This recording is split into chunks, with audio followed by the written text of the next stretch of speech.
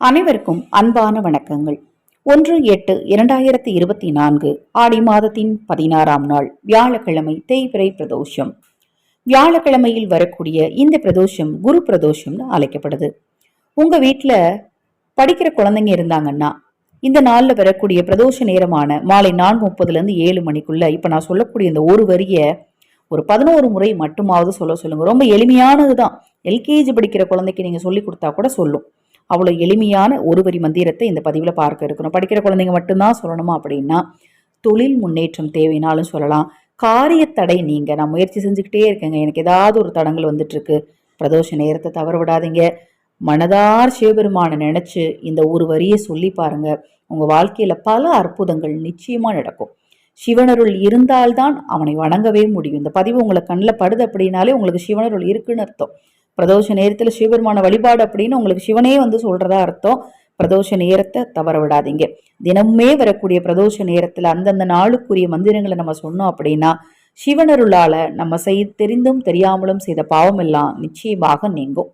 அதை போல ஜாதக ரீதியாக இருக்கக்கூடிய தோஷங்களின் வீரியமும் குறைய ஆரம்பிக்கும்.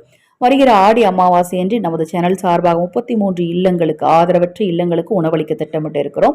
அதில் நீங்கள் உங்கள் பங்களிப்பை செலுத்த விரும்பினால் ஒருவருக்கு மட்டுமாவது உணவளிக்க முன்வாருங்கள். நீங்க உங்க பங்களிப்பை செலுத்த விரும்புனீங்க, உங்களுக்கு பிரியம் இருந்தது அப்படின்னா 9344692042 இந்த வாட்ஸ்அப் எண்ணுக்கு தொடர்பு கொள்ளுங்க. அதை பற்றிய தெளிவான விளக்கம் கொடுக்கிறேன். ஆடி அமாவாசை என்று ஆதரவற்றவர்களுக்கு உணவளிப்பது தெரிந்தும் தெரியாமலும் செய்த பாவத்தை நீக்கும், கர்ம வினை பாதிப்பை குறைக்கும். இந்த நாள், இந்த பிரதோஷ நாள்ல நீங்க சொல்ல வேண்டிய ஒரு வரி மந்திரம் என்ன அப்படின்னு பாத்தீங்கன்னா, ஓம் ஹரயே நமக. இப்போ இந்த மந்திரத்தை இந்த ஆடியோக்கு டிஸ்கிரிப்ஷன் பாக்ஸில் டைப் பண்ணியிருக்கேங்க. வில்வ இலை உங்களுக்கு கிடச்சிச்சின்னு வச்சுக்கோங்களேன். வில்வ இலையை கையில் வச்சுட்டு இந்த மந்திரத்தை சொன்னீங்கன்னா அதீத சக்தி உங்களுக்கு நிச்சயமாக சிவபெருமானின் அருளால் கிடைக்கும். குறைந்தபட்சம் 108 முறை, அதிகபட்சம் நீங்கள் எத்தனை முறைனாலும் சொல்லலாங்க. நீங்கள் கோயிலில் போய் சொன்னாலும் சரி, வீட்டில் இருந்து சொன்னாலும் சரி, ஆஃபீஸில் இருந்து சொன்னாலும் சரி, இந்த பிரதோஷ நேரத்தில் சொன்னீங்க அப்படின்னா அதற்கான பலன் உங்களுக்கு நிச்சயமா கிடைக்கும். இப்ப நான் சொன்ன பதிவுல ஏதாவது சந்தேகம் இருந்தாலும் வாட்ஸ்அப்ல கேளுங்க. தொடர்ந்து நம்ம சேனலை பாருங்க. ஆடி அமாவாசை பற்றி எண்ணற்ற தகவல்கள் தொடர்ந்து வர இருக்கு.